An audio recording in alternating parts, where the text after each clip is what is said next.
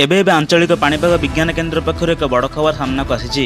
वर्तमान जहाँ सूचना मिली अगस्ट 23 आसूची आउ एक लघुचाप आसंता 24 घंटा 13 जिला को येलो वार्निंग। से आपण मैंने वीडियो को शेष पर्यटन देखूँ जहाद्वारा आपण अंचल वर्षार परिमाण केउपरि भाव में हो ताहार सठिक सूचना पाइपर आम चैनल माध्यम से वीडियो को लाइक करूँ। चैनल पर जब नुआ थे चैनल को सब्सक्राइब करूँ। पाखर बेल आइकन को क्लिक कर ऑल उपर सिलेक्ट करूँ जहाद्वारा ये लाटेस्ट पाणीपाग सूचना आपण मैंने आम चैनल माध्यम सर्वप्रथम पाइपर। चलतु डेरी नगरी खबर पर नजर पकेबा। वर्तमान जहाँ सूचना मिली गतकाली सक्रिय होता लघुचाप क्षेत्र आज उत्तर पश्चिम बंगोपसागर पार्श्ववर्ती पश्चिमबंग और तत्संलग्न उत्तर ओडिशा उपकूल अंचल सक्रिय रही। आगामी 2 ରୁ 3 दिन भितर पश्चिम उत्तर पश्चिम दिग उत्तर ओडिशा और उत्तर छत्तीसगढ़ मध्य दे गति कर संभावना रही।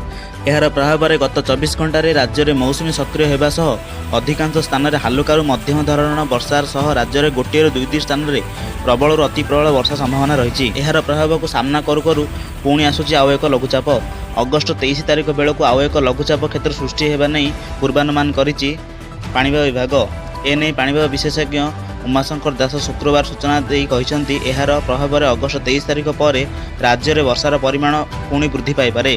तेज आसंता 2 दिन सतर्क सूचना जारी करिछि आईएमडी। आसंता काली अर्थात 20 तारिख 13 जिले में ऑरेंज वार्निंग जारी करिछि आंचलिक पाणीपाग विज्ञान केन्द्र।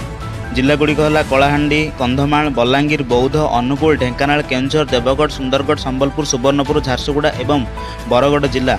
यही सब जिले में 1 ରୁ 2 स्थान में प्रबल और अति प्रबल वर्षा अर्थात 7 ରୁ 20 से वर्षा संभावना रही।